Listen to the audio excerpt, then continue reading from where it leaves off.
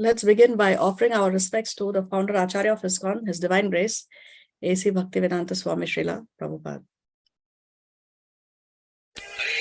Hare Krishna, Krishna Hare Hare Hare Ram, Ram Ram.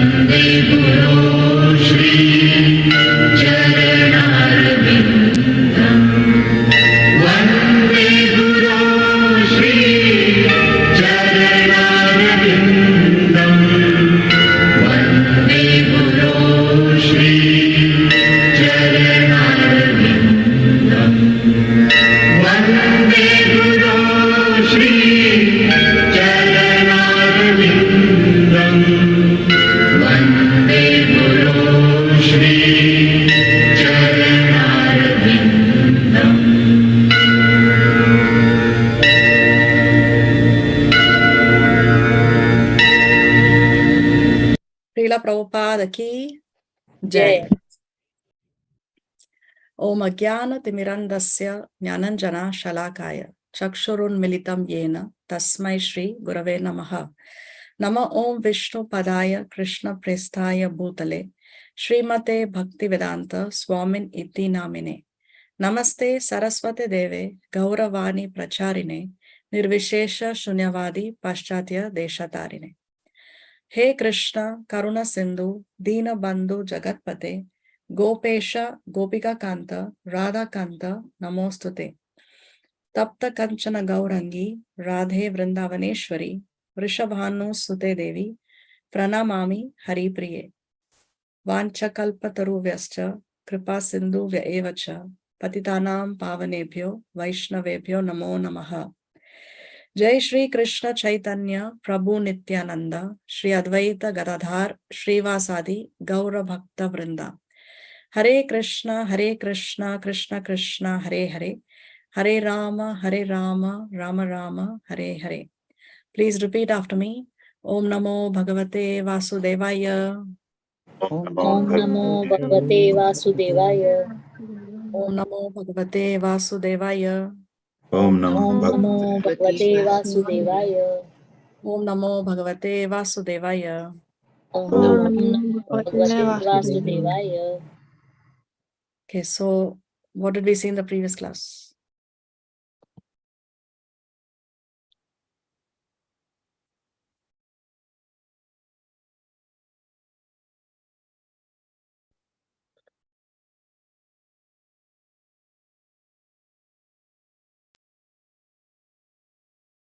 We saw from 17 to 29. So here, actually in the prior to 17, Krishna speaks about how one should perform his prescribed duties. And then from 17, he talks about if there is anyone who's exempt from performing the prescribed duties. And there, what does he say? Who is exempt from doing the prescribed duties? A fully self-realized person. So Krishna says that a self-realized man has no purpose to fulfill in the discharge of his prescribed duties. Why? Because why do we have to discharge our prescribed duties? Because by doing that, it will lead to purification. And when we have a purified mind, a purified heart, that is good for our bhakti. But if somebody is already self-realized, it means he is already pure. So therefore, there is no purpose to fulfill in the discharge of his prescribed duties. But now again, at the same time, in 18, Krishna says, nor does one have any reason not to perform such work. So we discussed how in verse 18, Krishna is twisting his statement. First, he says, There is no purpose to fulfill in the discharge of prescribed duties. And immediately he says that, on the other hand, there is no reason why one should not perform his prescribed duty. So then he goes on to say that already one does not have to do it. There is no need for it. Still, one should perform the prescribed duties. Why?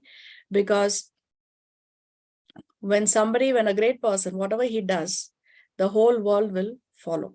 To set, for the sake of setting an example, Krishna says, even though a self-realized soul does not have to perform his prescribed duties, still he must perform his prescribed duties. To set an example for the sake of educating the people in general. So in verse 20, he gives the example of Janak Maharaj. And then in 22, he gives himself as an example. There is no work prescribed for me, Krishna says, yet I am engaged in prescribed duties, he's saying. So he's using himself as an example in 22. Then Krishna goes on to say that if he did not perform the prescribed duties, the whole world will be put into ruination. And he says that then there will be unwanted population. The family traditions will be destroyed. It will lead to Varna, Shankara, unwanted population, children born out of marriage, out of sinful activities. So therefore, there will be no peace. So which argument of Arjuna is Krishna defeating here?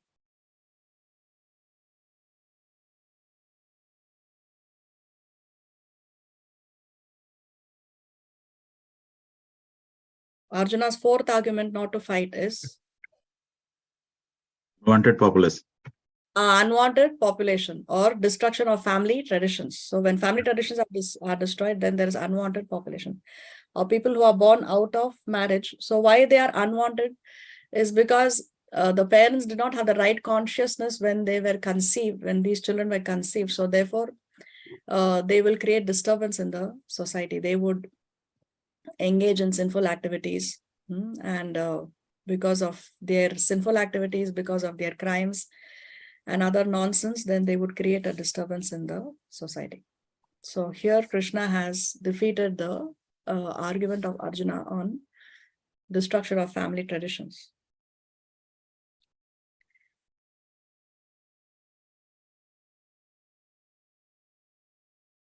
Then Krishna says that if somebody is ignorant, somebody does not have scriptural knowledge, and he is engaging in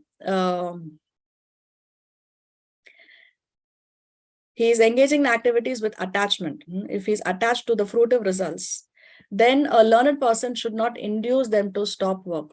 So one who is in knowledge should not induce a person to stop the work. Instead, you have to encourage them to dovetail their activities in Krishna consciousness. We have to encourage them to spiritualize or Krishnaize their activities. Then we discussed about the doers. Who are the three doers of the activities? So the three doers are the living entity, material nature, and the Lord. All three are the doers. The living entity desires, material nature facilitates, and the Lord sanctions.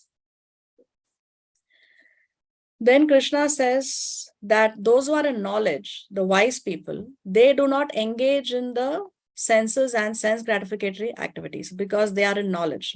They know that engaging in sense gratificatory activities will bind them to the material world. So because they have this knowledge, therefore they do not engage in sense gratificatory activities. On the other side, Krishna says, but those who are ignorant, those who do not have this knowledge, those who are not knowledgeable, they engage themselves in materialistic activities and therefore they become attached.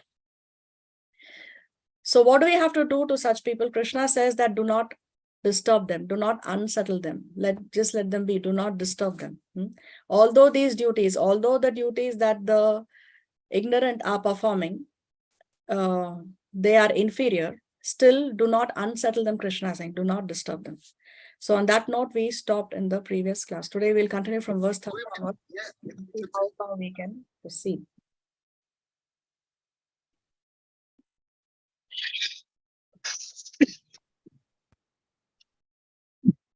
Do we have any questions?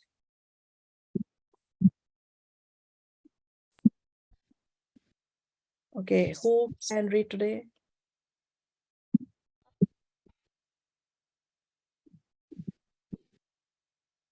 I can read, Mother. Okay, thank you, Jagrati.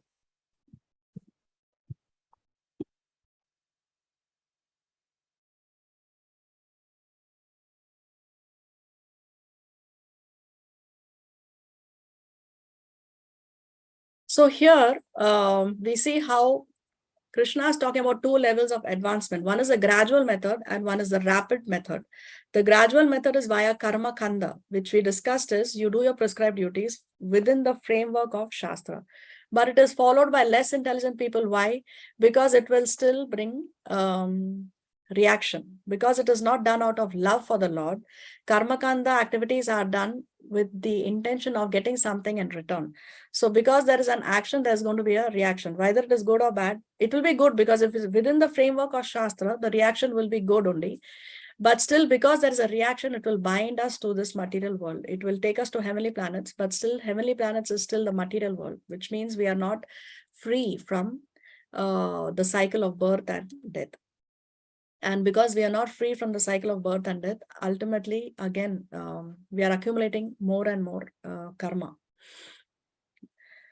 And the rapid method is via karma yoga. When we connect our activities with the Lord, yoga means to unite with the Lord, to align ourselves with the desire of the Lord. So when we do it for the sake of pleasing the Lord, then there is no reaction. So that is a rapid method. Quickly we can attain perfection.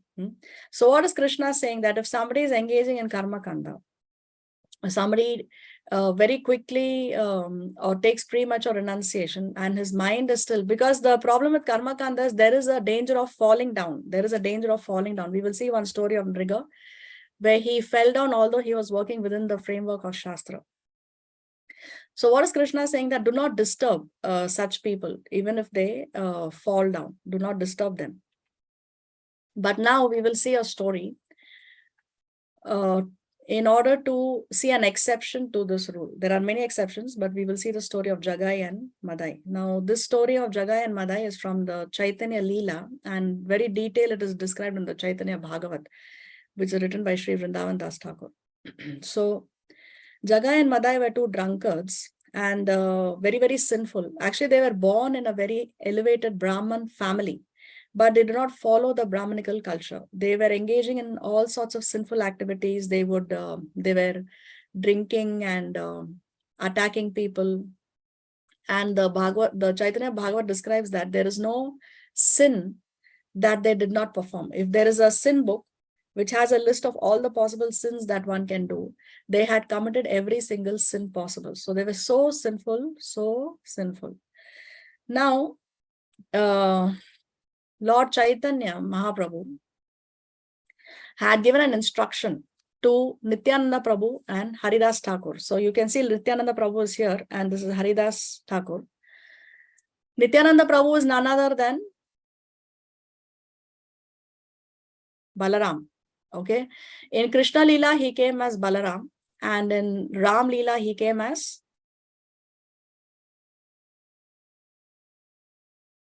Lakshman. He came as Lakshman, right? And actually, he's Ananta Shesha. Ananta Shesha, on whom all the universes are resting. All the universes are resting on the hoods of Ananta Shesha. And the weight of the universe on the hood of Ananta Shesha is like the weight of a mustard seed on our head. The weight of a mustard seed on our head is nothing. We do not feel any weight, isn't it? So that's how Ananta Shesha is so powerful that the universe weighs like a mustard seed on his head. So, and he came as Nityananda Prabhu in Chaitanya Leela.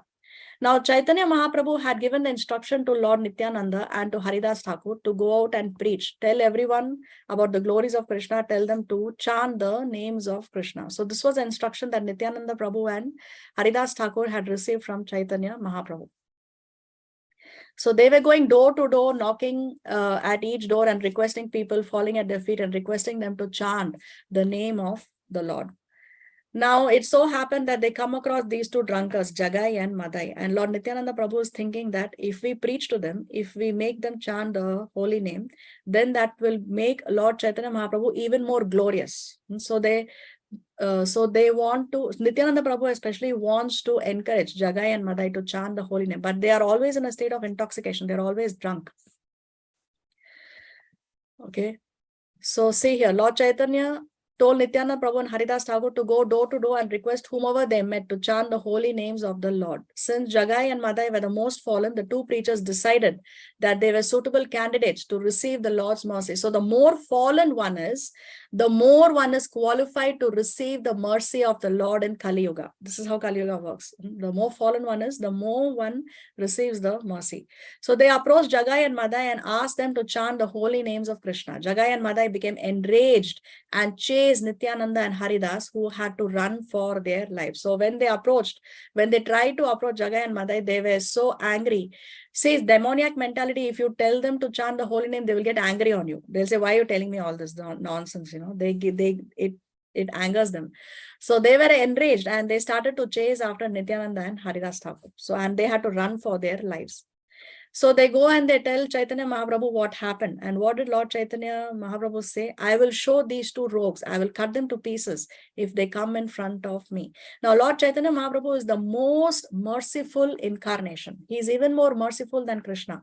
He is Krishna himself, but in the mood of Srimati Radharani, in the mood of a devotee. He came to show how we should love God. So even Chaitanya Mahaprabhu, he never killed any demons. He killed the demoniac mentality of the offenders, but he did not kill demons. Krishna killed many demons, but Chaitanya Mahaprabhu never used any weapons. He killed the demoniac mentality of the demons. So even Lord Chaitanya said that I will cut these rogues into pieces. Then Nityananda Prabhu says, you may cut them to pieces, but I will not move from there. If they are not alive, how will I be able to carry out your mission? He's saying. Why are you getting so angry with them? So Nityananda Prabhu is more merciful than even Lord Chaitanya. Imagine Chaitanya Prabhu is the most merciful incarnation, but Lord Nityananda is even more merciful than Lord Chaitanya. He's saying, allow me to first make them chant Sri Krishna's name. If you deliver them and bring them into devotional service, then your fame as Patita Pavana, deliverer of the fallen, will reach unlimited bounds. So the intention of Nityananda Prabhu is what? That the fame of Lord Chaitanya should spread far and wide. Laughing, Vishwambara said, they are already liberated. As soon as these two rogues saw you, they were delivered. As you are so concerned about their welfare, Krishna will very soon take full care of them. So here, Chaitanya Mahaprabhu is telling Lord Nityananda that actually these two drunkards, they already got benefited at the moment you saw them. Why? Because when we come in touch with a pure devotee, just by associating with a pure devotee, we can get benefited. We can get spiritually benefited. And Lord Nityananda represents Guru Tattva. We just celebrated the appearance day of Lord Balaram, no? So Balaram is Guru Tattva. He represents the spiritual master. So by the mercy of the spiritual master, we can get close to Krishna. And that's exactly what Lord Chaitanya Mahaprabhu is telling. Vishwambara is the name of Lord Chaitanya Mahaprabhu. And he's saying that already they are liberated the moment they saw you itself. So let's see what happens next. Another occasion, again, Nityananda Prabhu and Haridas Thakur come across Jagai and Madai. And they again urge them to chant the holy name. At that time, Madai was so furious that he takes a clay pot and he smashes it on the forehead of Lord Nityananda. He just breaks the pot on his forehead. And Lord Nityananda starts to bleed. There is blood on his forehead. Now, of course, Nityananda Prabhu's body is fully spiritual. There is no question of blood. His body is not made of our body, which is of flesh and bones and organs and blood and all, pus and all that stuff. His body is completely spiritual, but still for the sake of the pastime, for the sake of delivering these two drunkards, he played the pastime of bleeding.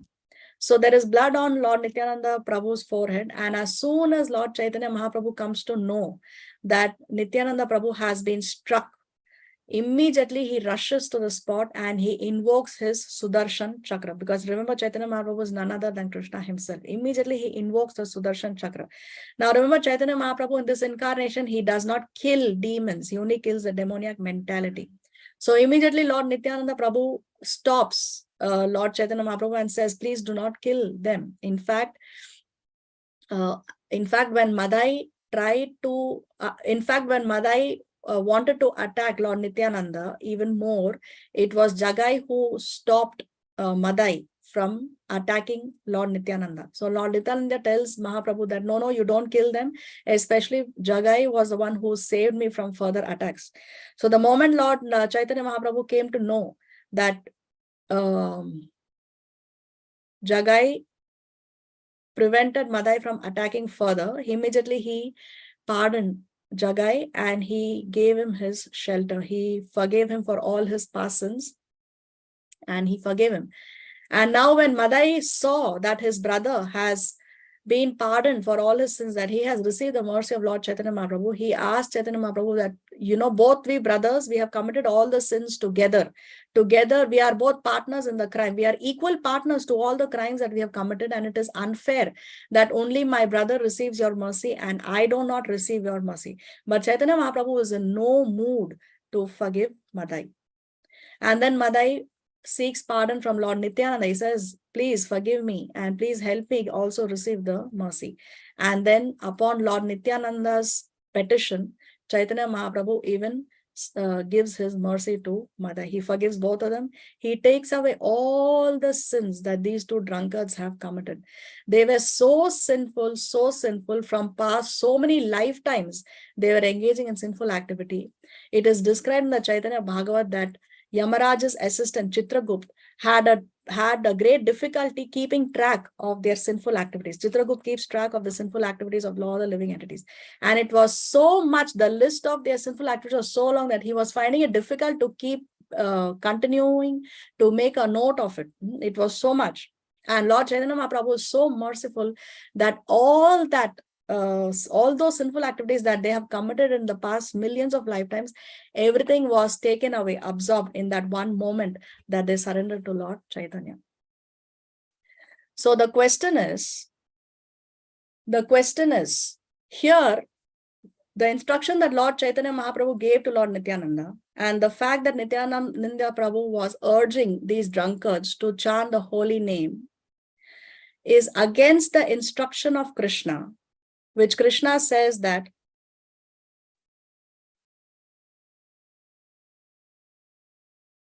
the wise should not unsettle those who are in the mode of ignorance and they are engaging themselves in all kinds of materialistic activities. So this is not in tune with Krishna's instruction in the Bhagavad Gita. So how to explain this? Are we supposed to follow the instructions of Krishna in the Bhagavad Gita? Yes or no?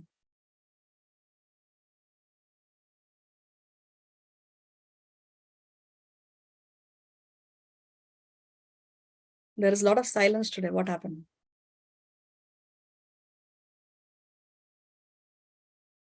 Are we supposed to follow the instructions of Krishna in the Bhagavad Gita? Yes or no? So Yes. why did Lord Nityananda and Chaitanya Mahaprabhu not follow this instruction? Did they follow the instruction or did they not follow the instruction? This particular instruction. He wanted to show he wanted to show that anyone who does offense on my devotees will not be they will be punished. But then Nityananda told him that you are merciful to show mercy.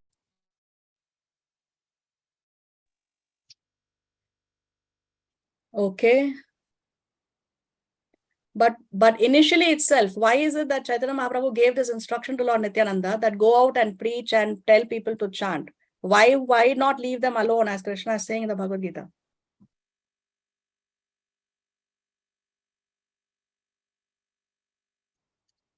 To deliver the fallen and to bring them to devotional service. Yes, to deliver them, to bring them to devotional service. But Krishna says, do not disturb them. Yeah, but the But he devotees was are more not merciful than God. That's the bottom line. Very nice, Varsha. The devotee of the Lord is more merciful than the Lord. The devotee is more. That's why we go out on book distribution. That's why we have these temple programs. That's why we have these classes. That's why Srila Prabhupada went to the West and preached to the Westerners. Because if Krishna says, leave them alone, don't disturb them, why should we have these classes? Why should we have temple programs? Why should we go out on book distribution? What is the need? Isn't it? But a devotee of the Lord is more merciful than the Lord. So Chaitanya Mahaprabhu, who came in the mood of a devotee, is more merciful than Krishna. The spiritual master is more merciful than even Krishna. So therefore, Nityananda Prabhu, Haridas Thakur, Lord Chaitanya Mahaprabhu, Lord Nityananda, they are going out and giving out the mercy. So the devotee of the Lord is more merciful than the Lord.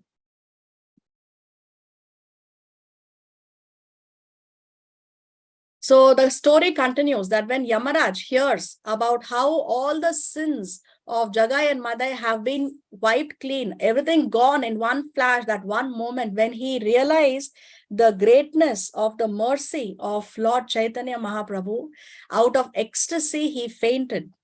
So this is a pastime that made even Yamaraj faint. He fainted looking at how extremely merciful Lord Chaitanya Mahaprabhu is. Just that one moment of surrender, and everything is forgotten from the past millions of lifetimes. Everything gone down the drain, everything gone in the ditch, all the sinful activities that they committed.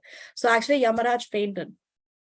And then in order to revive Yamaraj from his state of unconsciousness, all the devatas, they appear there. The Chaitanya Bhagawad describes how Lord Shiva, Lord Brahma, Lord Indra, and all these devatas, Narada Muni, all of them gathered there, and they all started performing loud kirtan, Harinam Sankirtan. They were all singing loudly, and by that loud chanting, the whole universe was vibrating with that sound. And then Yamaraj came back to his consciousness. So just see the extent of the mercy of Lord Chaitanya Mahaprabhu.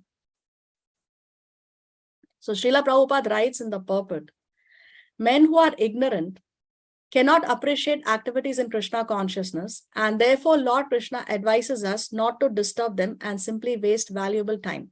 But the devotees of the Lord are more kind than the Lord, because they understand the purpose of the Lord. Consequently, they undertake all kinds of risks, even to the point of approaching ignorant men to try to engage them in acts of Krishna consciousness, which are absolutely necessary for the human being. So a preacher will even risk his life in order to give out the mercy to the ignorant men. He will undertake all kinds of risks. And you know how even Srila Prabhupada, when he went to the West, it was very, very risky. The person who sponsored his ticket initially told him that, I will not give you a ticket to travel to the West because you will die. She told him that you will die because you're old and America is cold. It's you don't know anyone there. What are you going to eat? How are you going to survive? You're an old man. There is no chance of your survival, she told him.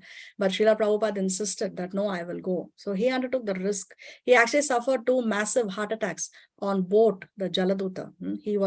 He suffered from seasickness, and he suffered 2 massive heart attacks on the very boat to America on the way.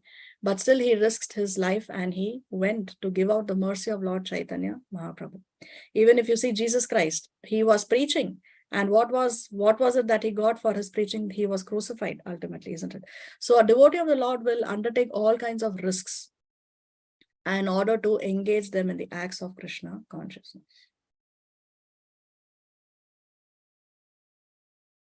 So we can see how even Prahlad, because of that one devotee, he was able to liberate 14 generations before him and 14 generations after him. Now Prahlad also, what is the risk that he took? When Narasimha Dev killed Hiranyakashipu, he was furious. He had ripped Hiranyakashipu open with his bare hands. He removed his intestines and he put his intestines around him as a garland. Narasimha Dev was so furious at Hiranyakashipu, because Hiranyakashipu had troubled Prahlad, and that time the devatas have come there, and they are so afraid of Nrsimhadev because he was in this furious mood, and he was nobody was able to calm him down, and they were so scared. They wanted to calm him down somehow, and then even they requested Lakshmi Devi. They told Lakshmi Devi that he is your husband. Please go to him and calm him down. So she said, I have never seen my husband like this. Even she was afraid to go near her husband and calm him down. At that time, small little Prahlad, he went and approached Narasimhadev, and immediately Narasimhadev cooled down. And even the story of Ambarish Maharaj, Durvasa, we have seen the story in our classes before. Now, Durvasa Muni invoked a demon in order to kill Ambarish Maharaj. But Ambarish Maharaj, he remained in that place, and he waited for Durvasa Muni because immediately the Sudarshan Chakra came in order to protect Ambarish Maharaj, who is a devotee. The Sudarshan Chakra was chasing Durvasa Muni. First, the Sudarshan Chakra killed the demon that Durvasa Muni created to kill Ambarish. And then Durvasa was going to Lord Brahma, Lord Shiva, Lord Vishnu. All three of them said that we cannot save you from the Sudarshan Chakra. Finally, he came to Ambarish, and then Ambarish forgave him, and that's when the Sudarshan Chakra disappeared. So we see the devotee of the Lord is more merciful than the Lord. Prahlad was more merciful than Narsimadev because Narsimadev killed Hiranyakashipu. And then when Narsimadev asked Prahlad, what is it that you want? What did he say? He said, I want my father to be liberated. So Narsimadev said, I will liberate not only your father, but 14 generations before you and 14 after you. And Ambarish also, we see how he forgave Durvasa Muni. So a devotee of the Lord is more merciful than the Lord. This pastime of Jagai and Madai also we saw how Nityananda Prabhu is more merciful than Chaitanya Mahaprabhu. And even we have discussed Jesus Christ. When Jesus Christ was on the cross, what did he say? He said, please forgive all these offenders because they do not know what they are doing. I mean, they are the very people who crucified him, but he prayed that these people who are offenders, they should be forgiven. So devotee is more merciful than the Lord. Even Srila Prabhupada, you can see these are the early days of ISKCON when he was there in the US. And he was all alone. He went with only 40 rupees in his pocket. That's an equivalent of $7. $7 in his pocket. All alone, no contacts, no money. He does not know anyone there. It's extremely cold. Food is an issue. And he was attacked also. He lost his manuscripts. He had the manuscripts of the Srimad Bhagavatam, which he was translating at that time. All his manuscripts were stolen once he was attacked by the person whom he was living with, because this person came under the influence of the drugs.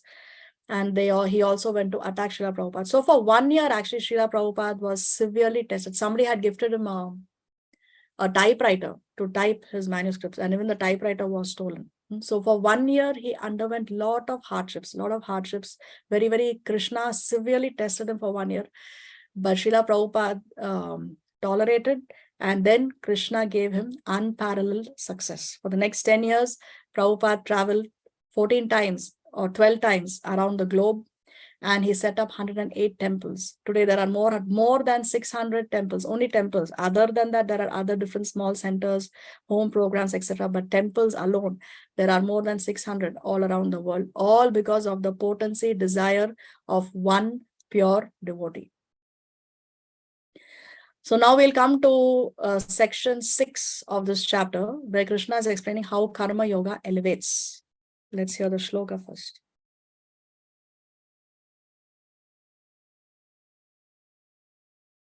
Mayi sarpani karmani sanyasya chetasa nirashir nirmamo bhutva yudhyasva vigatajvaraha.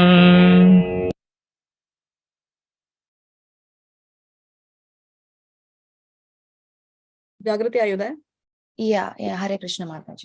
Hare Translation. Therefore, O Arjuna, surrendering all your works unto me, with full knowledge of me, without desires for profit, with no claims to proprietorship, and free from lethargy, fight. So here, as we discussed, Krishna is talking about how Karma Yoga elevates. So what is Krishna saying? That you surrender all your works unto me with full knowledge of me, without desires for profit, with no claims of proprietorship, free from lethargy, you fight. So Krishna is telling Arjuna, you fight with this mentality. You fight with this mentality that you want to please me, full knowledge of me, you surrender everything to me. You don't have any desire for any profit or any proprietorship. So with this mood, Krishna is telling Arjuna to do his duty of fighting. So here Krishna is talking about bhakti. Bhakti means what? We align our desires with the desires of the Lord. That is bhakti. I have no personal desire. I want nothing for myself. All I want is, I want to align my desires with the desires of the Lord. So when we do that, that is bhakti, that is devotional service. And that is what helps one to elevate in one spiritual life. See, unless we don't come to the stage of complete surrender, complete sharanagati, there is no question of becoming free from the cycle of birth and death. Just like how Bali Maharaj, when Vamana Dev came to ask him for 3 steps of land. He gave away everything that he possessed, no? Everything that he owned, everything was taken away by Vamana Dev in the first 2 steps. Now he had nothing else to give him. So he gave himself to the Lord. That is called Sharanagati. Everything is for you, nothing is for me. So he offered his head for the 3rd step of Vamana Dev. So when we come to the level of Sharanagati, that is when we come to the stage where we can be liberated from the cycle of birth and death. Srila Prabhupada gives the example of a person in the military. When somebody is working in the military and you receive an order from a superior, the superior at the war says, march forward. So you just march forward, shoot, you just shoot. You don't ask the superior, why should I march forward now? I don't want to go now. I don't want to shoot now. Maybe we should do this. If he's going to start with all this nonsense there, he's going to be fired from his job, isn't it? So the duty of that person is just execute the instruction of your superior. That's it. Then he will be awarded by the government. So in the same way, a devotee's job is to just execute the instruction of the Lord. Align yourself with the instructions of the Lord. That's it. We don't have to worry about anything else. So therefore, there is no reaction. Because we align ourselves with the desire of the Lord, there is no reaction. And when there is no reaction, there is no question of the cycle of birth and death.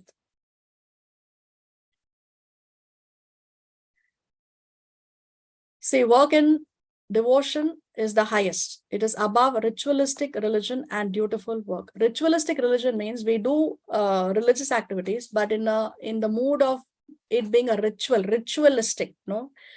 But when we understand the spirit behind the ritual, then it becomes spiritual.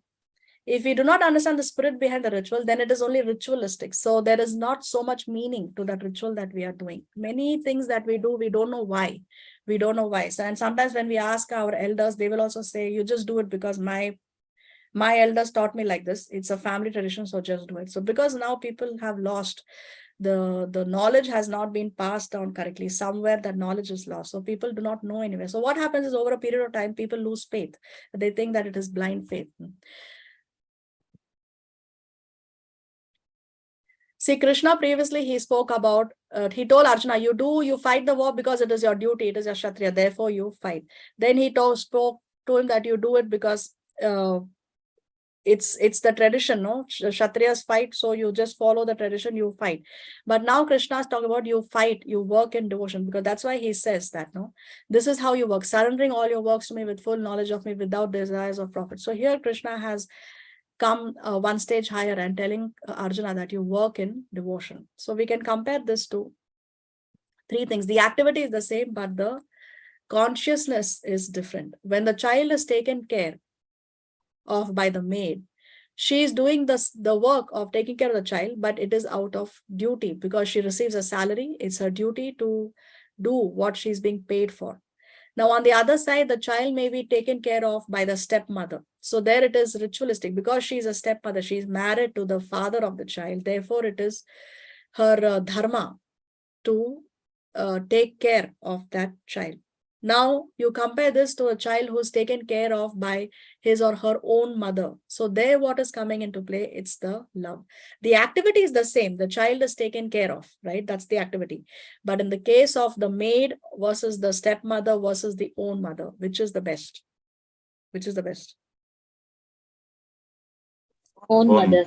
Own mother, isn't it? So that is what is work in devotion. That is what is bhakti. So bhakti is higher than working in ritualistic religion like karma kanda or doing your duties, doing your prescribed duties according to the varnashram system.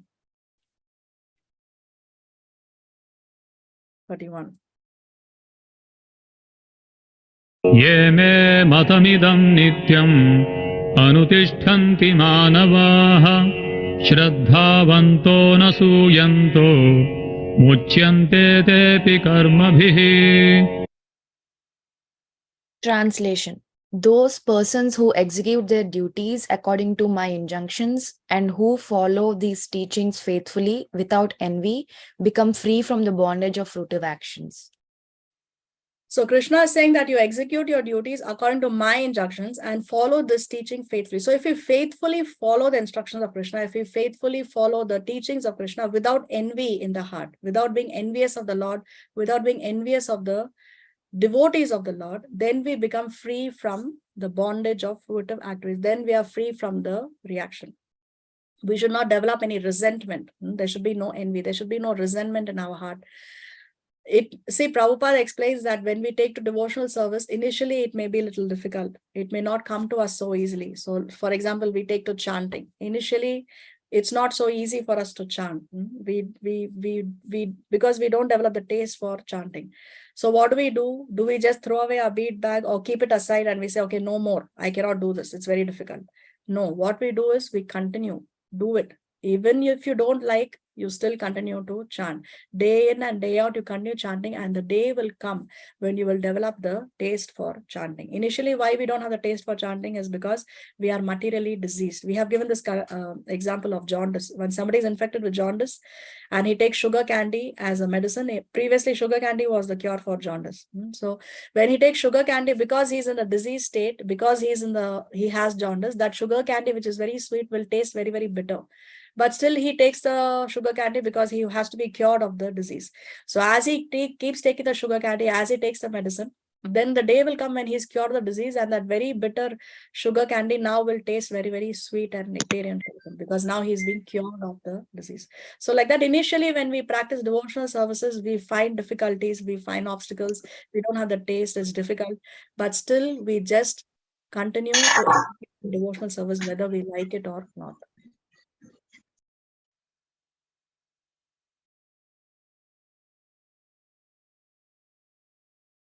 See, in the Chaitanya Leela, there is a story of an illiterate Brahmana.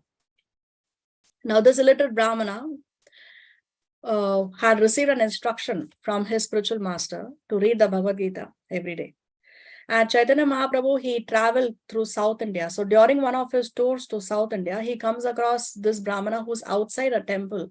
And he's flipping through the pages of the Bhagavad Gita and he's shedding tears. So Chaitanya Mahaprabhu asks him, why is it that why are you crying? And Chaitanya Mahaprabhu sees that other people are making fun of this illiterate Brahmana. They are like, making fun of his pronunciation because he's not able to pronounce properly. He's flipping through the pages. And then Chaitanya Mahaprabhu asks him, why are you crying, my dear friend? So he says that my spiritual master has given me the instruction to read the Bhagavad Gita every day, but I'm an illiterate.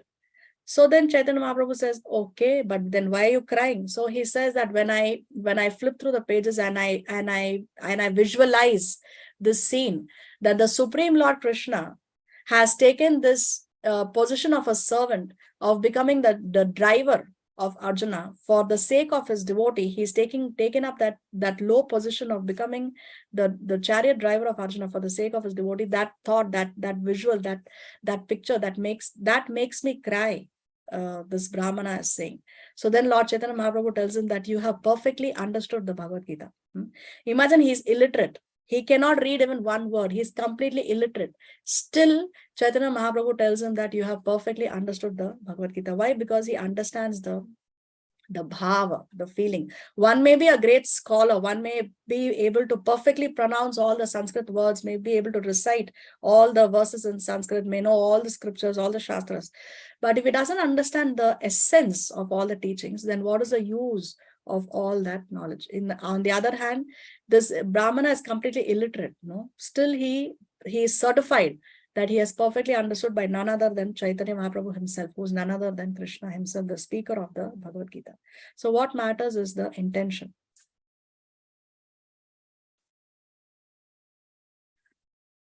Prabhupada writes in the pulpit, an ordinary man with firm faith in the eternal injunctions of the Lord, even though unable to execute such orders. So in the case of Brahmana, he was unable to execute the order of reading because he's illiterate.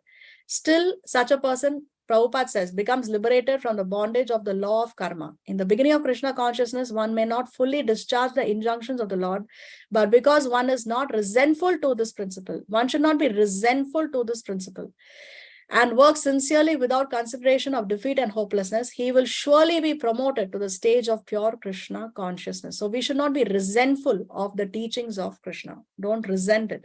Don't say that, oh, I'm not able to chant, so I'm not going to chant anymore. I resent chanting. I hate it. I don't want to do it. No, don't be resentful. Just continue to engage in the activity. The day will surely come when you will be promoted. Now, question. Why did the spiritual master ask his disciple to read the Bhagavad Gita? although he knows that he's illiterate. Does the spiritual master not know that my disciple is illiterate?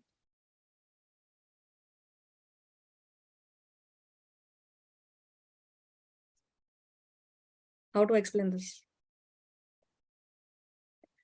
Isn't it an impossible instruction that the Guru has given to his disciple to read when he's an illiterate? Is it an impossible instruction? Yes or no?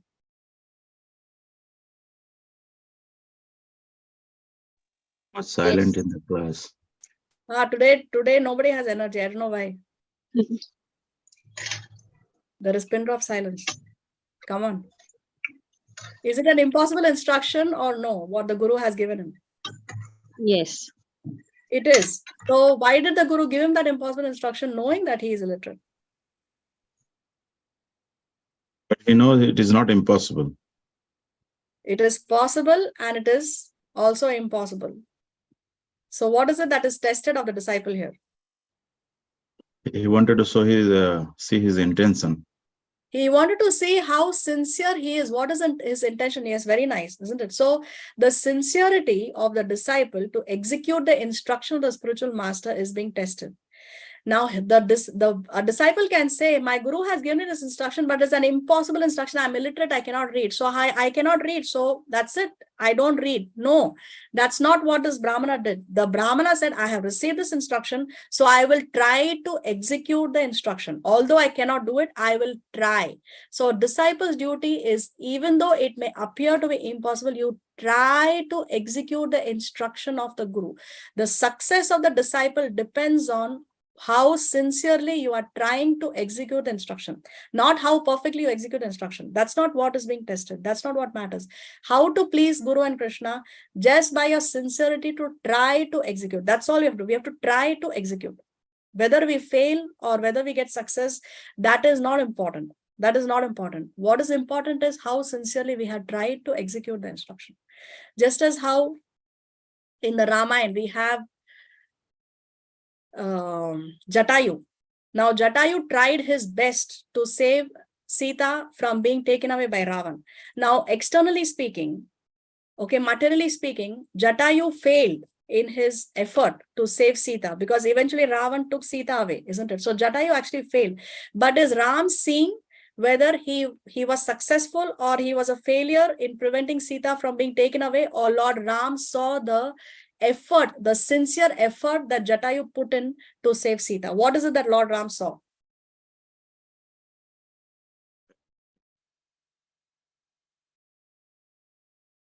Intention. Lord The Ram effort. saw the intention of Jatayu. So Lord Ram actually performed the final rites of Jatayu, just as how a son would perform the final rites for his father. So see, Lord Ram is only seeing the intention, the sincerity with which we execute the instructions. That is what matters. That's how we can please Guru and Krishna. So even if it appears difficult in the beginning stages of our spiritual life, we just do it. Just do it. 32.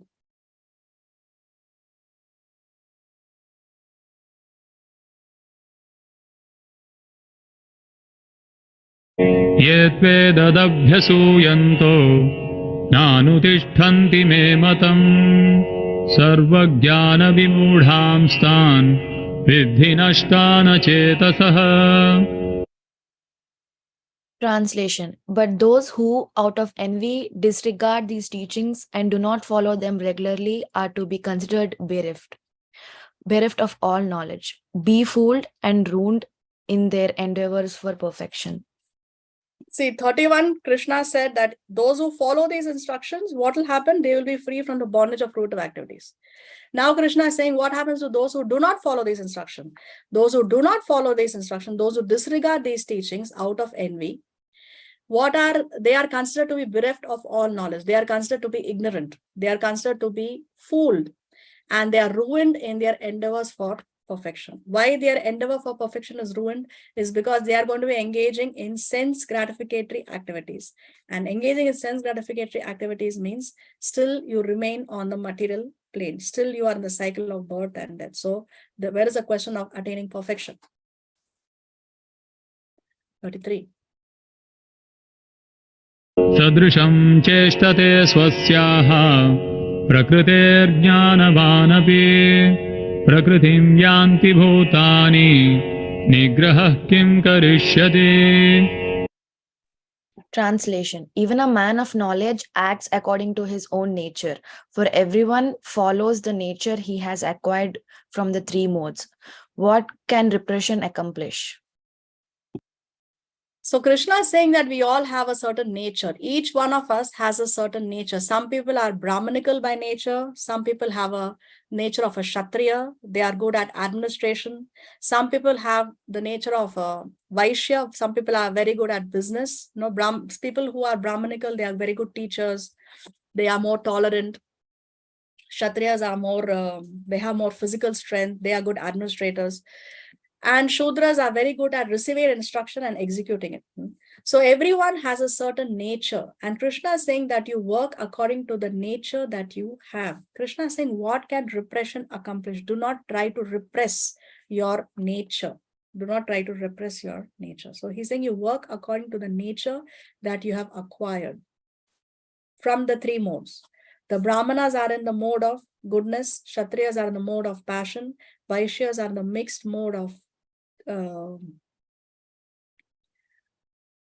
passion and ignorance, and the Shudras are in the mode of ignorance. So like that, Krishna is saying that each one of you has a certain nature that you have acquired from the three modes, and do not repress your nature. You do work according to your nature, but you dovetail it in Krishna consciousness. That is intelligence.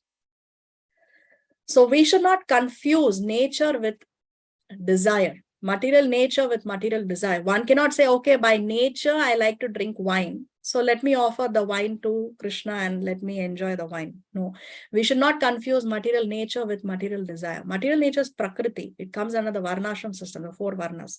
But material desire is Vasana, sinful activities. We cannot harmonize Vasana with Dharma. We cannot harmonize Vasana with Shastra. But we can definitely harmonize Prakriti, our nature, with what Dharma says, what Shastra says. So this should be dovetailed. This cannot be dovetailed. Vasana cannot be dovetailed. So we have to cure it. We have to curb it. So Prakriti nature does not include these 6 enemies: Kama, Krodha, Lobha, Moha, Madha, and Matsarya. Lust, anger, greed, attachment, pride, and envy. These 6 things we cannot dovetail. These 6 things we cannot harmonize with what the Shastra says. This is according to our psychophysical nature. This is superficial to our psychophysical nature, because the human being, the human body is not meant for engaging in sinful activities. As we discussed earlier, the human body is meant for engaging in sadhana, for engaging in tapasya, to perform austerities so that we can realize God. So we cannot harmonize. We cannot say that, okay, I enjoy the company of women, so let me do my own rasa lila with women. No, we cannot do that. So don't confuse material nature with material desire. One should understand the difference between the changeable and unchangeable and work to shape the stone, not the structure of the stone. Now, in this case, if this stone is made of marble, can we change the marble to wood? We cannot do that, right? So that is unchangeable. You cannot change something that's marble into wood. So we have to understand what is changeable and what is unchangeable. We can change the shape of that stone. We cannot change the structure. So we can change Vasana. We cannot change Prakriti.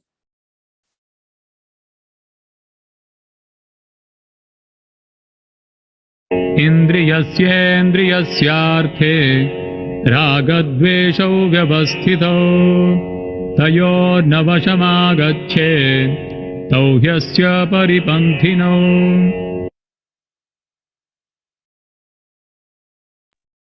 Translation. There are principles to regulate attachment and aversion pertaining to these senses and their objects. One should not come under the control of such attachment and aversion, because they are stumbling blocks on the path of self-realization. So what is Krishna saying? That why do we have the principles to regulate attachment?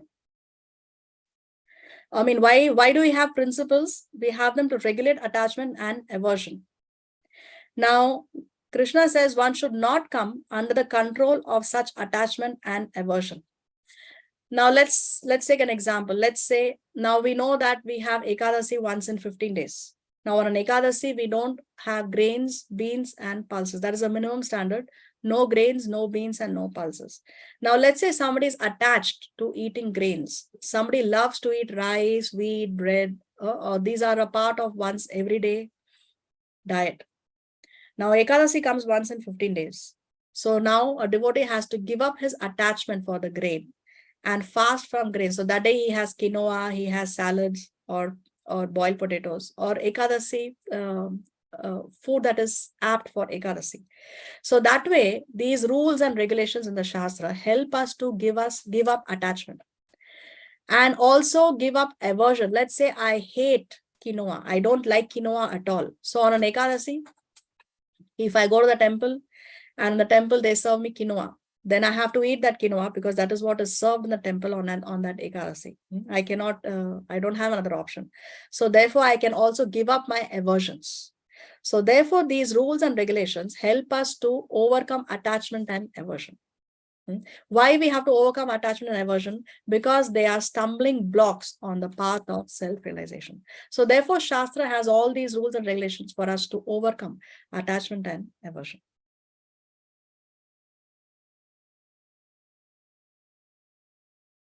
One has to follow those rules and regulations, unattached to them, because practice of sense gratification under regulations may also lead one to go astray, as much as there is always the chance of an accident even on the royal road. So what is Srila Prabhupada explaining this purpose? That even though one may be following the rules and regulations, still there is a chance of fall down. Even though we are under the framework of Shastra, still there is a chance of fall down. We will see this with an example in the upcoming slide. Okay. Although they may be very carefully maintained, no one can guarantee that there will be no danger even on the safest road. The sense enjoyment spirit has been current for a long time owing to material association.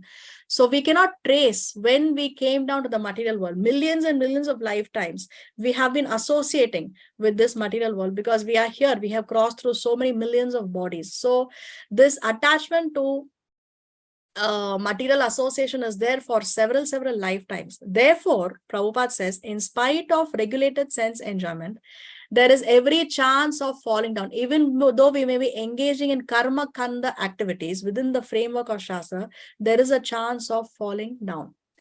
Therefore, any attachment for regulated sense enjoyment must be avoided by all means. But attachment for Krishna consciousness or acting always in the loving service of Krishna detaches one from all kinds of sensory activities. So what is the solution? The solution is to make sure that you do not fall down. You have to dovetail your activities in Krishna consciousness. You be attached to Krishna. Attachment to Krishna is the one attachment that will break you from thousands of other attachments that we may have. One attachment to Krishna will help you free yourself from thousands of other attachments. Therefore, no one should try to be detached from Krishna consciousness at any stage of life. That is the only thing that can guarantee that you will not fall down.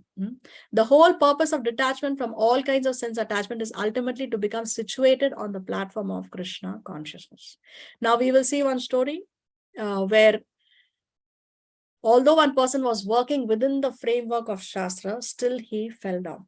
Let's see the video.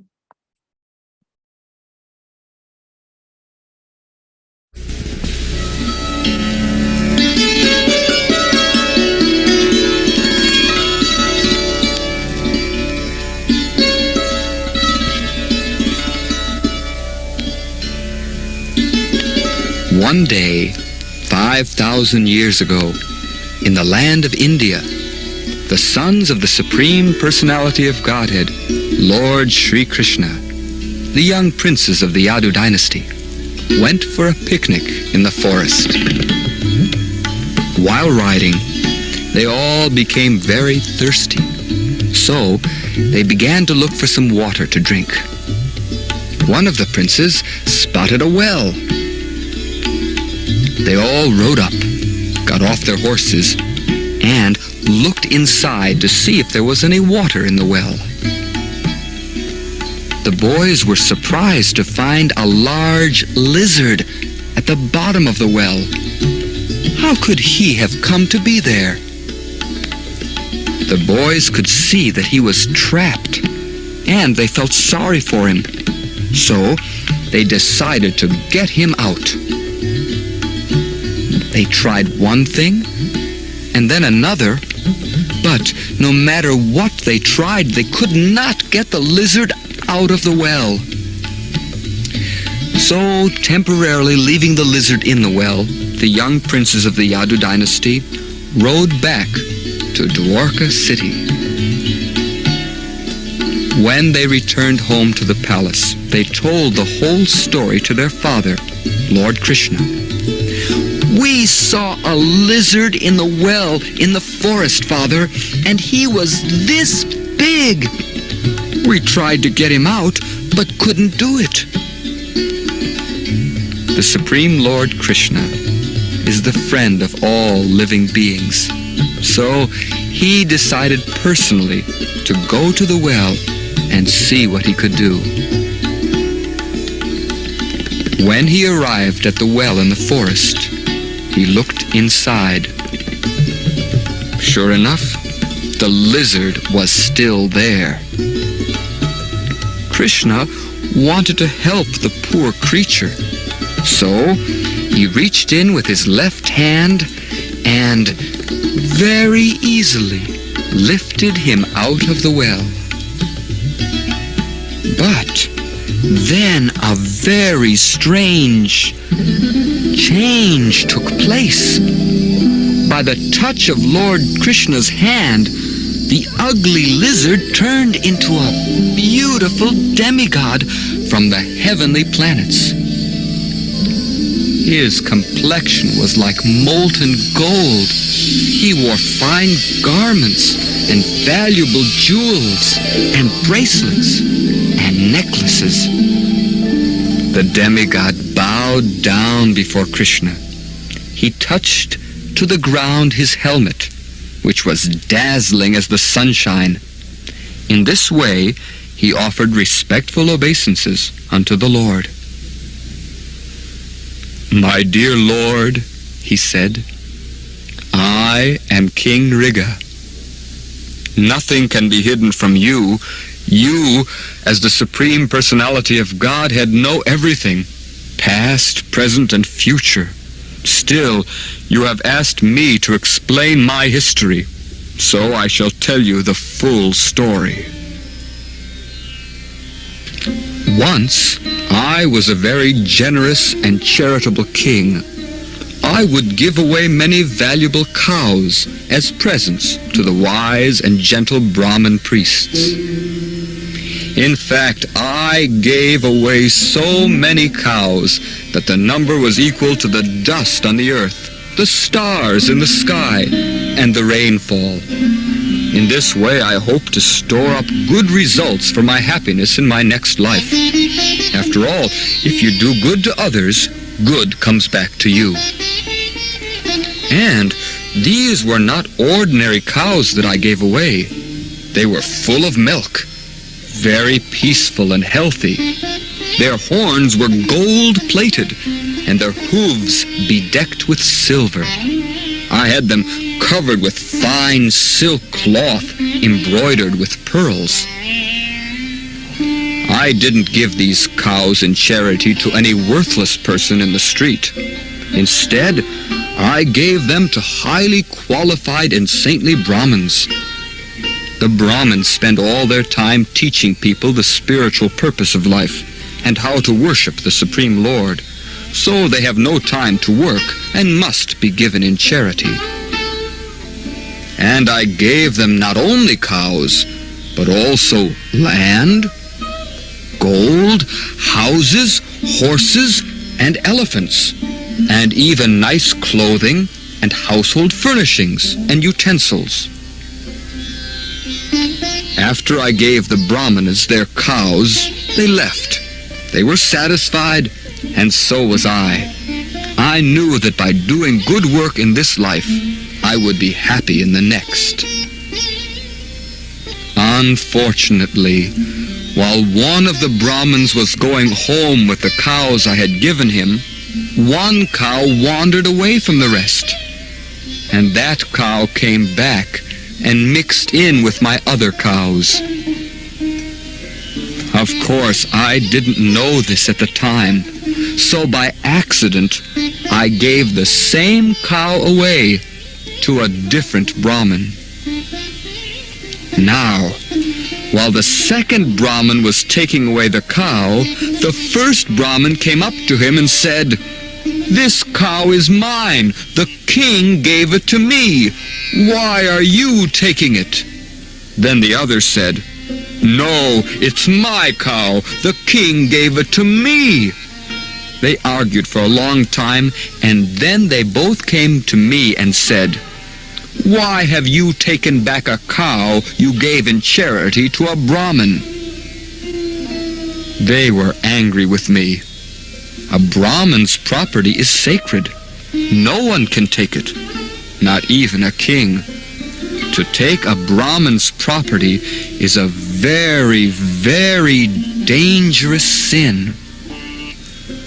So I said, "I don't know how this has happened. Please stop fighting over this cow. Please give it back to me. Then to make up for this terrible mistake, I will give each of you 100,000 cows. Please, I am simply your servant.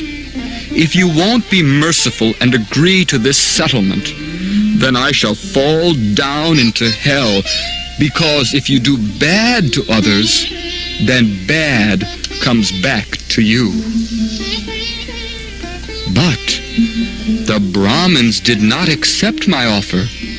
"It's my cow," said the first Brahmin, "and I'm not going to give it up even for 100,000 new ones."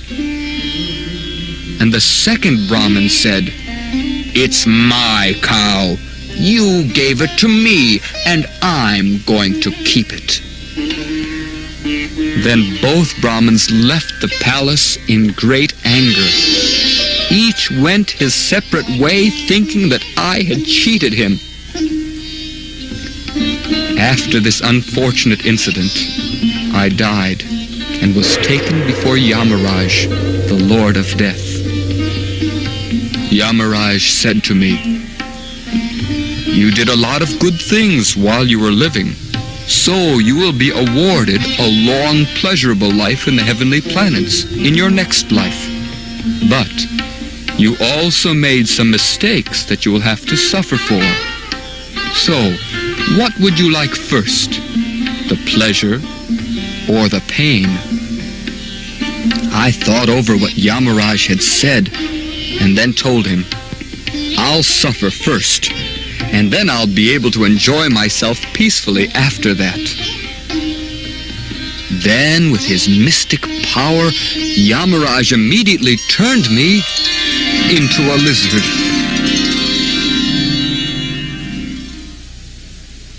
I had tried so hard to be good, but for one mistake, that wasn't even my fault, I became a lizard. But due to my past pious activities, I was able to remember who I was. And in spite of being put into that horrible condition of life, I simply spent my days thinking of you, Lord Krishna. I never forgot you. And because I remembered you, the Supreme Personality of Godhead, Lord Sri Krishna, I was quickly released from the body of the lizard and given the body of a demigod. My dear Lord, you have given me this body of a demigod, and I am most grateful. But now I am begging that no matter which planet I go to or which form of life I take, I will never forget you. I have learned my lesson. Doing good deeds is not enough. You can make a mistake and suffer.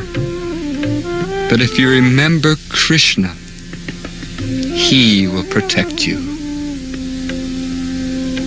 Then King Riga boarded an airplane for the heavenly planets. There he would enjoy life, and by remembering Krishna, he would be able to return to the spiritual world and be with Krishna forever. Back in his palace in Dwarka, Lord Krishna instructed his sons, "My dear boys, King Riga was very powerful and pious, but due to his small mistake of unknowingly taking a Brahmin's cow, he was put into the body of a lizard.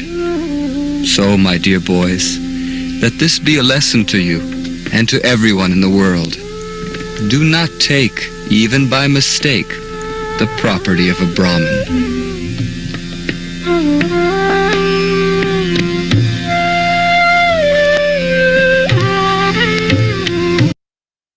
So this story explains how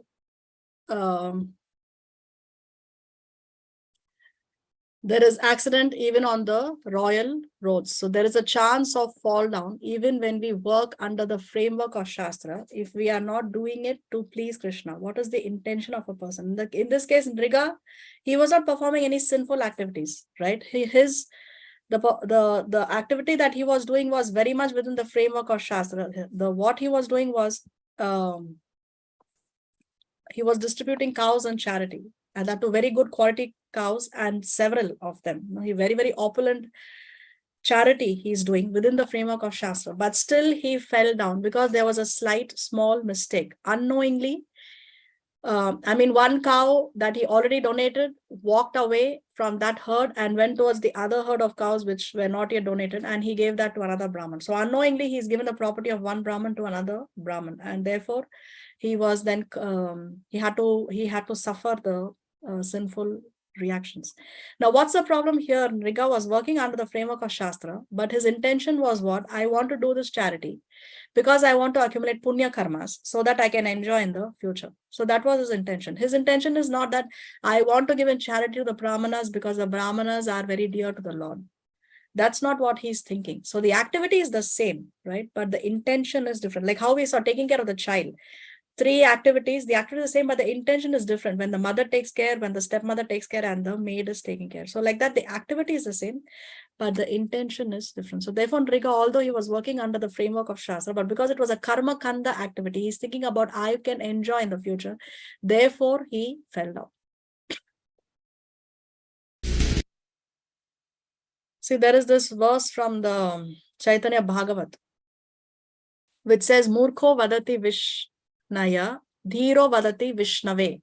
So Murkho, a foolish person, will pronounce the name of the Lord as Vishnaya, which is a wrong pronunciation, okay? Dhiro, a person who's intelligent, a person who's knowledgeable, he will pronounce it as Vishnave, which is the correct pronunciation. So Murkho vadati Vishnaya, Dhiro vadati Vishnave. Ubhayos tu samman punyam. Both of them receive the same punya. Both of them receive the same credit. Okay, samam. Both of them receive the same credit. The person who's pronouncing wrong as well as the person who's pronouncing correctly, both of them receive the same punya. Why? Because Bhava Grahi Janardana. Janardana, the Lord sees. What does he seeing? What does he take in Grahi? What does he take in? Is the Bhava. What is the intention with which you are performing your activities? What is the intention? The person is foolish because, yes, we are supposed to pronounce correctly. It is our duty to try our best. See, sometimes people get hassled that the preacher is not pronouncing the words correctly. They are, especially people who know Sanskrit, they say that if you cannot pronounce Sanskrit word properly, then you are not qualified to preach, they will say. But what is the Lord seeing here? The Lord is seeing the intention of the person. What is your intention? So even though you may not be a Sanskrit scholar, if you're trying to preach, just repeat the words of Guru. Just repeat what Krishna has said. No, just like how a postmaster just delivers the letter without changing the contents of the letter. If one tries to repeat the words of Guru, words of Krishna without changing anything. You're trying to preach, even though you don't know Sanskrit, even though you make mistakes in preaching, the Lord is going to see how you are pronouncing the words, or the Lord is going to see your intention of repeating the message and trying to give the mercy to us. What is the Lord going to see? We have to remember that the Lord is a person. He's a person. He's not just an energy or just a light. He's a person. So he reciprocates with you with your according to your feelings. So it is the intention that counts. It is the intention that counts. But Mataji, what you said in the last story, there his intention was right. Maybe he, by mistake, unknowingly, he gave the cow to another one. But his intention was not wrong, right? So intention should count. And why he was punished?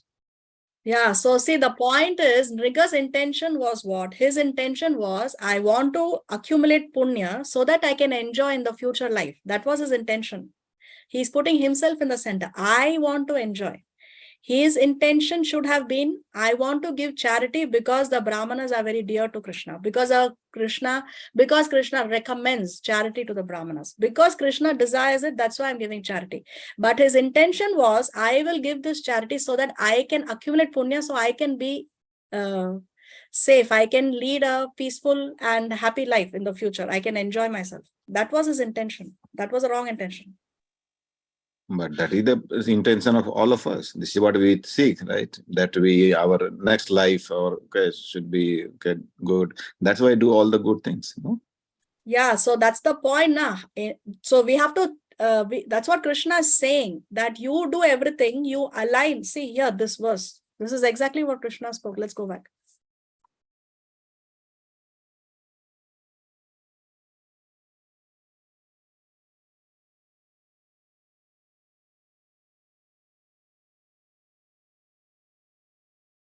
Where is it?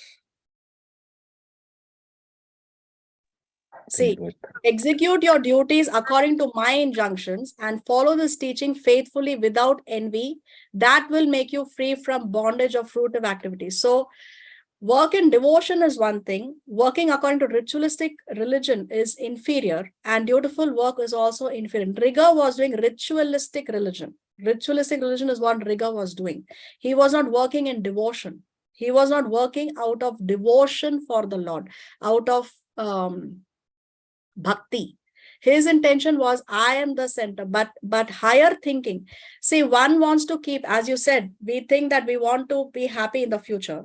But what is the point? You go to the heavenly planets, you enjoy your punya karmas, but eventually you have to come back, take birth again. But when you work in devotion, when you work to please the Lord, then you can go beyond heavenly planets and enjoy eternally, forever in the spiritual world. So which is better? Which is better? You can see the difference between the two. You work, see, karma kanda means you work according to Shastra, but your desire is, I want to get something. But bhakti means you work under the Shastra, but your intention is, I want to please the Lord. Just as how the son, if the son does whatever the father says, right, the father will automatically provide the son everything that the son requires. But if the son is rebellious and he argues with the father and he does not follow the instructions of the father, then he may not get everything that the father would otherwise give him, provide everything for him, because he is rebellious. He has he is not pleasing his father. So see, if there are two sons, one son is following every instruction the father says, and one son is rebellious and not following the instructions. The father will provide education, food, shelter, clothing to both of them because it's the duty of the father, but he will have an extra soft corner for the son who is following all his instructions. So he will get a little bit more, that little bit of more love and affection. So when we do activities aligning with Krishna, to please Krishna, that's the only goal of a pure devotee. Pure devotee means pure devotee means anya abhilashita shunyam. All other desires, abhilasha is shunyam, zero. Only abhilasha, only desire is, I want to do it for the pleasure of the Lord. That is a pure devotee. So that is the highest understanding. In the case of Nriga, his Anya Abhilashita was not Shunyam. His Abhilasha was, I want to enjoy. I want to enjoy. Not that I want to do this because I want to please Krishna. So that is a stage higher. Does that answer your question? Yes, yes. Yeah. Thank you. You're welcome. And one more question on verse 33. It says, we all should do all our karma according to our nature, right? Yes. So, for Kshatriyas, let's say, their nature is to fight wars, maybe go for hunting. How it is justified? How it is justified? Because our Shastra says, okay, to follow non-violence. Then how hunting is justified? Maybe it's for Kshatriya, it is their nature to do hunting, or for Shudra to eat dead animals. So they're also like not following Shastra actually. No, where does Shastra say peace? Shastra doesn't say that. Shastra doesn't say non-violence. Shastra says, Krishna didn't tell Arjuna, don't fight. Did Krishna tell Arjuna, Krishna told Arjuna, you fight? Shastra's peace formula, the peace formula that Krishna gives in the Bhagavad Gita is, you accept that Krishna is the supreme personality of Godhead, that he is a supreme proprietor, he is a supreme enjoyer. So when we understand that we are not the property, because the whole fight that is going on around the world for some small piece of land, some property, brothers are fighting for property, the people are at the borders, they want to protect their piece of land. So it's because we have the mentality that this is mine, this is mine. But when we understand that nothing belongs to us, everything belongs to the Lord, then what is the question of fighting? Because anyway, nothing belongs to me. Then there will be peace. So the peace formula is that we accept that the Lord is a supreme controller. We accept that the Lord is a supreme proprietor. That is the peace formula. But we have to fight to establish peace. In the case of Mahabharata, if Arjuna did not fight the war, if the war did not happen, if those people were not killed on the battlefield, then there would be no peace, because Duryodhan would have been crowned king and he would create havoc as the leader, as the king. So to establish peace, sometimes we have to fight. So Shastra does not tell us don't fight. Shastra says fight. When you have to fight, you fight. When it is your duty to fight, you fight, like that. Okay. So about peace, but let's say for Vaishya also, earning profits is justified. Okay, that I mean, or maybe sometimes cheating also. This is Vaishya like nature, right? So is it justified? No, you cannot cheat. See, a devotee, one can be a Brahmana, Kshatriya, Vaishya, Shudra, but one has to become a Vaishnava. One has to be a devotee. So you can have a Shudra who's also a Vaishnava. Like Vidura was born in a Shudra family, but he was a Vaishnava. So there is no question of cheating and playing dirty politics or playing dirty games. You cannot do that. And yes, coming to Vaishya, because, unknowingly we may perform sinful activities. For example, the Vaishyas, now the business class, they keep the money in the bank. They have these bank transactions, right? Now the bank transactions, that money in the bank may be used for sinful activities. Maybe your money has been used to sponsor a slaughterhouse or a gambling house. So we take the karma for it. We are taking the karma for it. We cannot escape the karma. But because you are a devotee, all these unknowing sinful activities that you perform, or these activities that you cannot do without, because as business people, how we cannot have bank transactions? We have to use the bank. Yes, we have to. So therefore, such sinful activities are forgiven if we are Vaishnavas, also devotees, along with doing our business, along with doing our nature as a Vaishya. But purposely committing cheating somebody else of their property, of their money, those things are not forgiven. And another thing is, that's why it's a duty of the other classes, Kshatriya, Vaishya and Shudras, to give some charity to the Brahmanas, because when the income is purified by giving in charity to the temple, to the Vaishnavas, to the Brahmanas. So when we donate, then we are purifying that income, which we have earned through means that are not ideal, by using bank transactions, things like that. So such things can be forgiven, but purposely cheating someone of their property, not paying someone, having the wrong intentions, then you will take the karmic reaction. That is not justified. Okay, but last story says unknowingly, even if you did that, we'll become lizard in the well. But that is the intention. That is the intention that counts. See, if a Vaishya is doing business and he's earning money, he's using the bank transactions. But what is his intention? I want to earn money so that I can take care of my family. My family is also a family of a devotee. See, a husband, let's say a Vaishnava family. The husband is earning, he's doing business. Now his intention is I will use part of my income for the temple activities. I will donate part of my income to the temple. And also I will use that income so that my wife, my children, they can peacefully execute their devotional activities. See, if you're living in extreme poverty, then it becomes little more difficult to engage in devotional activities. But if the husband is providing and the wife does not have to work and she is focusing more on spiritual practices, the children are sent to a good school, they are taken care of. So that way it's the service of the husband towards the devotee family, towards his Vaishnava wife, Vaishnava children. So therefore the intention matters. The case of Nriga was his intention was not that I want to please the Lord. If a businessman is doing business with the intention that I want to take care of my devotee families, I want to take care of the Vaishnavas, because the Vaishnavas are very dear to Krishna.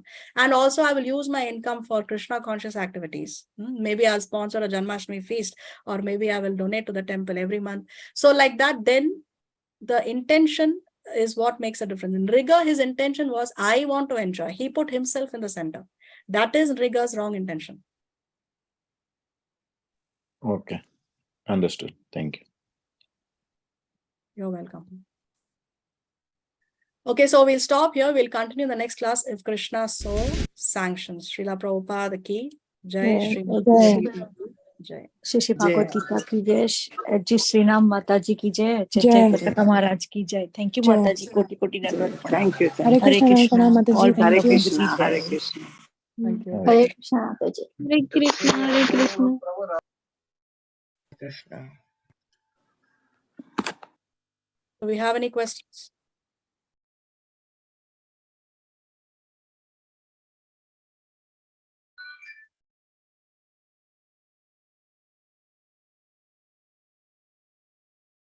Okay, so since there are no questions, we'll try to finish the chapter in the next class if Krishna so sanctions. Till then, have a nice week in Krishna consciousness. Srila Prabhupada ki Jai. जय Gita ki जय। जय, और भक्त वृंद की जय, जी श्री राम माता जी की जय। थैंक यू माता जी, कोटि कोटि दंडवत प्रणाम। Thank you. Hare Krishna. Hare Krishna. Thank you. Thank you. Hare Krishna. Hare Krishna.